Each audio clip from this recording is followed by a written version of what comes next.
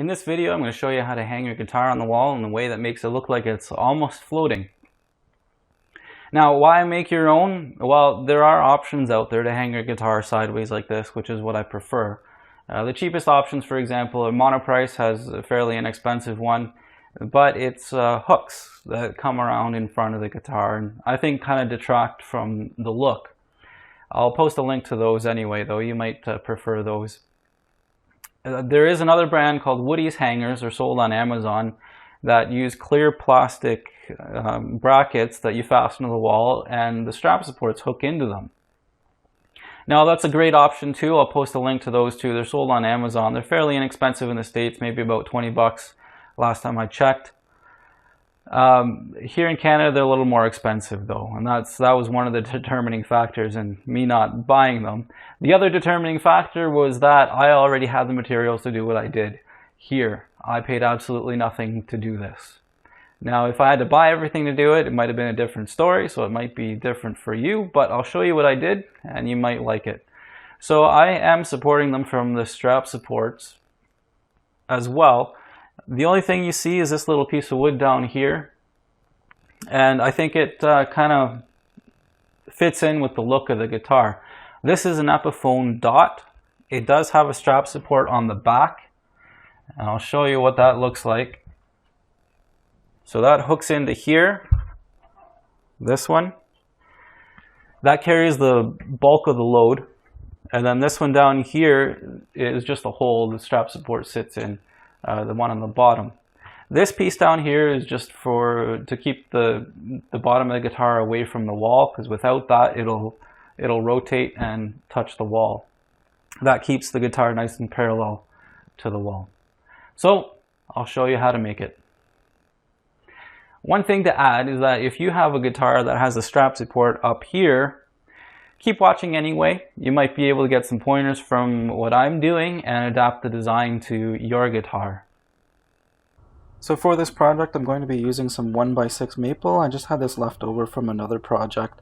That's why I'm using it. If you're going to go buy wood for this project, maple may not be your best choice, only because it's a very, very hard wood and it's a little bit more difficult to work with. I don't think you actually need something that hard to hold up your guitar, but the choice is yours. So we're going to do some measurements. Really, one here is probably the most crucial measurement, is how far this strap support should be off of the ground. Oh, sorry, off of the wall. It's on the ground right now. So it's just laying flat. First, we're going to prop up the strap support on the back to get that off the ground.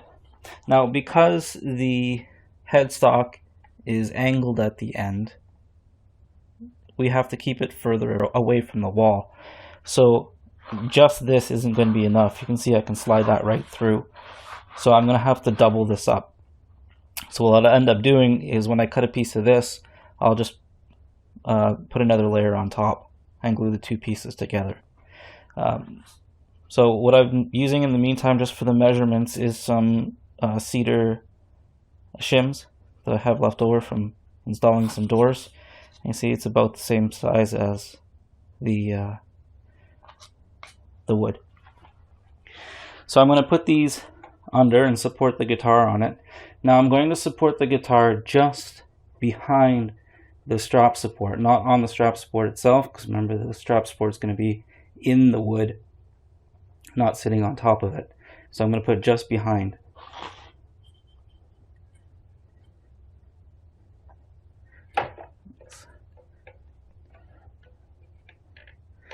So there that is, and then we want to take the bottom of it off the ground so that we know it'll be away from the wall. So I'm going to put a small shim in there. I just have to keep it a little off to the edge so that I can measure between the floor and the strap support. Now just make sure that if you have an angled headstock like mine, that it is off the ground. And you see it still is. So now we take the measurement So we'll come back over here.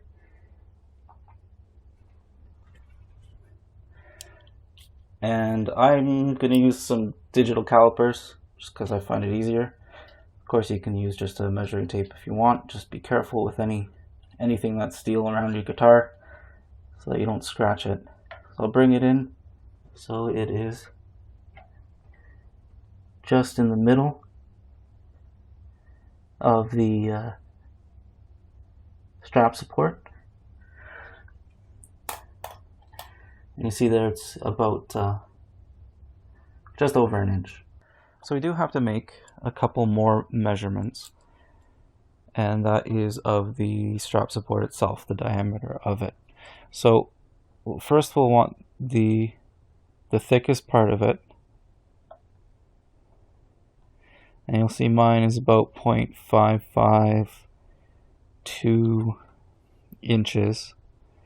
Oh, it slipped off there. Of course, that makes things very, very inconvenient because, you know, 0.5 would be the nearest normal measurement that you'll find with tools. This is a little bigger. But anyway, we'll deal with it. So 0.554. And then the narrowest part, which is 0.295, so let's say 0.3. And then we'll use those measurements when cutting stuff. So now we're going to plan out where we're going to cut the wood. So this is my measurement that I took from, this is how far the strap support needs to be from the wall. So we need to make the piece of wood bigger than this, basically. So just move it in from the edge. Doesn't really matter how much, but I'd suggest at least ½ inch, maybe 3/4 inch from the edge of the wood, and then just mark where the edge of your measurement is. And then we'll use a square to transfer that line, or make a straight line at least.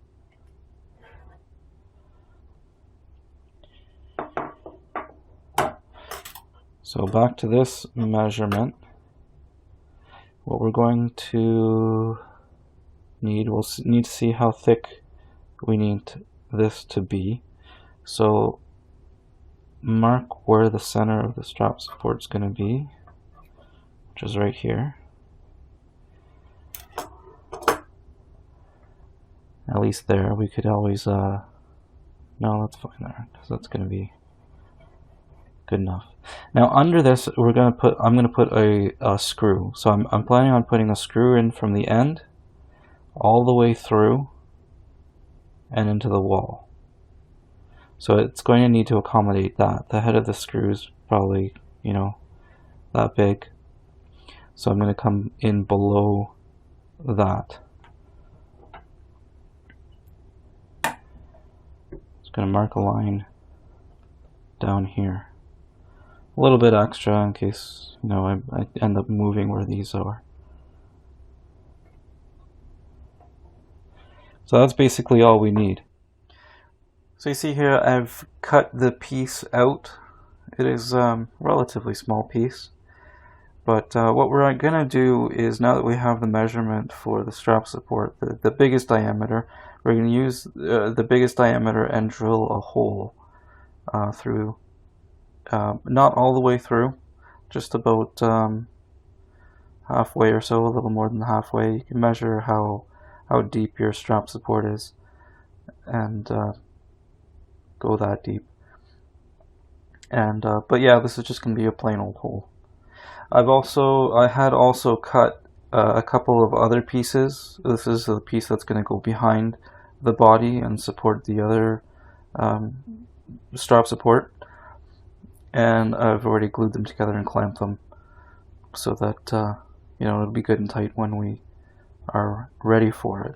And yeah, there's a little bit of glue coming out, but I'm gonna have to clean up these edges on the table saw anyway, so that's not a big deal. So here's the hole I drilled. It was a little more difficult than I thought, as I predicted, the fact that it's just a tad over half an inch did cause a problem. And ideally what you'll do is, take your measurement, find the next size up drill bit, and drill a hole. Well, the next size up is 9/16, and I don't have a 9/16 drill bit. Anytime you buy a miscellaneous drill bit set, the biggest you're going to get is half an inch. So what I ended up doing is, I started the hole with one of these, just so that I can get the hole centered and without it jogging around. Now, mind you, it still did a little bit, but it did better than it would otherwise. Of course, this isn't anywhere near half an inch. That was just to get it started and kind of a pilot hole. And then I went up to the half-inch drill bit. Now, because half an inch isn't quite big enough, still, I had to make it a little bigger. I did try wiggling it around as I was drilling, but it didn't make it big enough. So what I ended up using is my Dremel and just a sanding wheel. Now, I haven't used these too much, and this was really my first time using them, and I already hate them. 2 of them snapped off on me while I was using them. I was probably pushing too hard. But anyway, I eventually got the hole big enough, and it does fit the strap support. So the next hole we got to drill is right through here for our screw. We need to drill a pilot hole for the screw. Now we'll probably drill it bigger than we normally would for a softwood, because I'm using maple. It doesn't really stretch much at all. So, but we'll see. I've got to find a screw that I'll use and make the hole big enough, and then we'll have to countersink it so that I can put a nice cap on the end, because this is the side that's going to be showing from the wall. So here I am at my router. Now if you don't have a router, stay with me. After this I'll show you how to do it with just a drill. I'm going to be cutting into this piece. This is the piece that, 2 pieces I had glued together, that it will go behind the guitar, and the strap support or on the back of the guitar is going to hook into this. But for that I need to make a little notch, and I'm going to use a 1/2 inch dovetail bit. And what that is going to do is make a cut like this that the strap support can slide into, and it'll be secure. Now, if any of you have worked with maple before on a router, it's pretty tricky work, and I'll show you the rest of this trial piece. It got pretty gouged up. If you're not careful, if you're not holding on to it tightly, the router will just grab the piece and throw it right out of your hand, and hopefully it doesn't come at you. So a few things I learned. Both of these trial and error attempts were coming from this side, and I found that didn't work very well. So I'm going to be the one that actually ended up working much better was coming from this side. A fence is absolutely necessary when you're working with a hardwood like this, so that you can hold it up against the fence and it's not going to go anywhere. So the plan is, I'm going to cut into it to a certain depth, and that's what those markings are on there. If you remember, we measured, it was 0.554, I believe. This is set to 0.555 right now. That was the outside diameter, the biggest diameter of the strap support. So we want to go a little deeper than that. So I've measured about 1/8 of an inch deeper. And so the plan is, I'm going to cut until that reaches the second line, and then stop. And then I need to move my fence. I'm going to move it up about 1/16 of an inch, and then do the same thing, cut again, and that'll make it a little bit bigger, because remember, 1/2 inch isn't enough. I need to make it a little bit bigger than the 1/2 inch. And if it's still not quite right, I could always use a small file or something and take out a bit more if I need. But that's the plan. Again, be careful if you're going to cut with a small piece like this. You may even be better off cutting the big piece so you have more to hold on to. Make the cut and then cut out the piece that has the notch in it. Now what if you don't have a router? If you're making stuff yourself like this and you're not buying a pre-made thing, then you may not have a router. So let's say you only have a drill. Well, you can still make a notch for that your guitar can slide into. I did it with 2 drill bits. I just did it in a 2x4 to show you. So I started out with one of these. They have a nice point on the end, so it won't jog around on you when you're drilling. But the biggest I have in this is 3/8. So I started with the 3/8, and then I moved up to 1/2 inch. And this one's a 1/2 inch. So I'll show you how I did it. I made holes in this side just to show you. So this one here is the 3/8. It's about 1/8 of an inch from the edge. And then I drilled that out with a 1/2 inch, and that brings you to about 1/16. And I don't know if you can actually see it in the video, but I mean, you can move this edge around, like it's really thin. But you don't want to break right through, you do want to leave a little bit there. And then I used an X-Acto knife to cut it out, and that's what the finished edge looks like. Just make sure it's deep enough that the strap support can slide into completely, and it's, you know, deeper than the edge of the wood, but not too far. But that does fit over the guitar strap support quite nicely.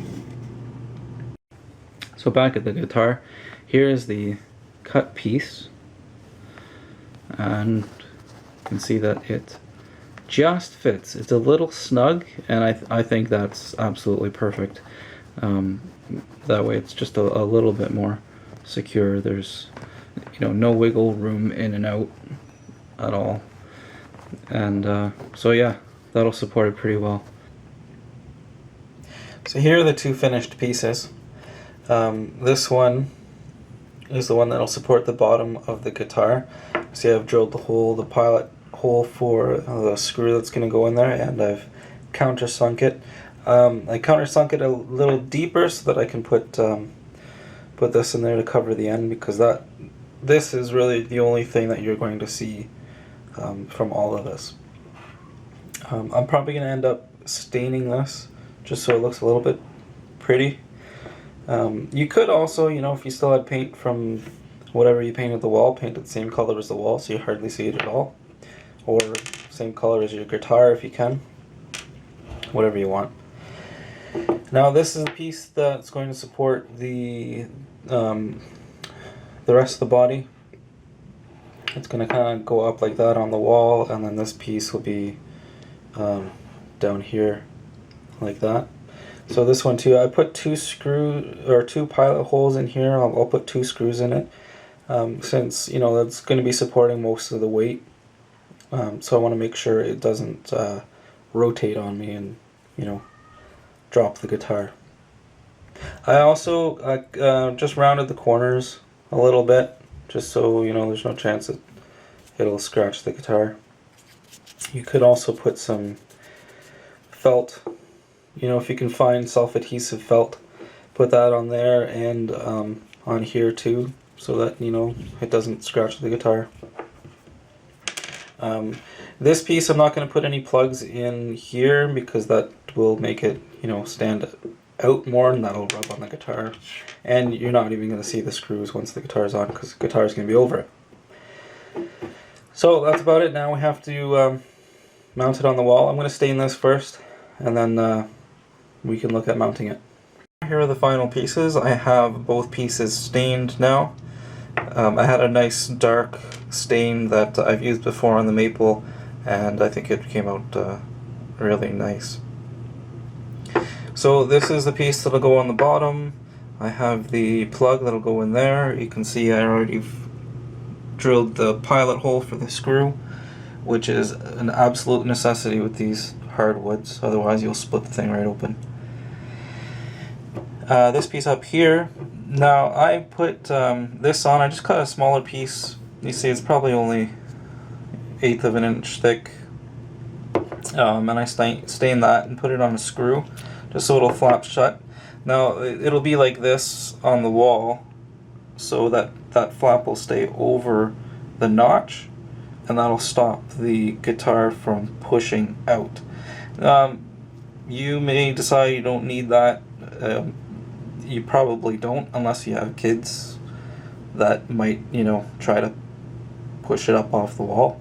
I've got a 60-pound 3-year-old that likes to do that and has the strength to do it, so I figure it should be more secure. And I'm just going to use 3-inch screws. I went a little overboard, and I had some black paint laying around, so I painted them, and these are the ones I'm going to put in this piece, because I'm not going to be putting plugs over this, so it'll blend in when, whenever my guitar is off the wall and I'm playing, at least the screws won't stand out. So there we have it, and then we can install it now. So this is the wall I'm going to put it on. I need to get the angle and position right first. The first thing we're going to mark is where we want this strap support on the back to go, and kind of roughly the angle we want to put it at, and then we can put that piece on first, and then the other one will be easy to position. So I'll try to hold this up with one hand, don't cringe, and then get the height right and the angle right, and I'll mark it. So that looks about where I want it.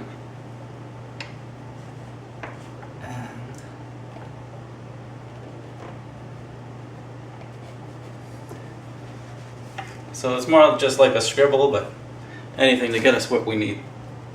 So then we can put that piece up. So now I've got this piece up, it's secure, it's in the stud. Now, don't be terribly concerned if you can't put it in a stud for whatever reason. Guitars are made to be light. They're made to be held. So your guitar is probably at most 20 pounds, and if you look up the specs of drywall anchors, even the cheapest ones can support 20 pounds. And if you're using 2 or 3, it's going to be just fine. So this is in. I'm going to slide the guitar into there, and then I'll figure out where the bottom one needs to go. So I'll flip this up. This might give me some trouble, but there we go. Now,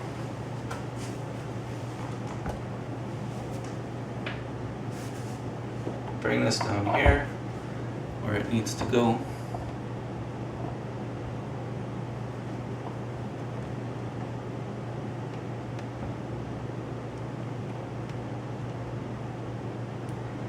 And then we can drill it in.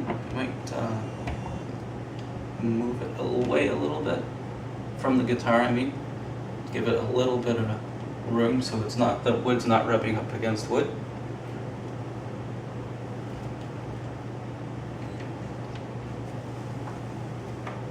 And we'll drill it in. Now I'm probably not going to hit a stud here. I might actually.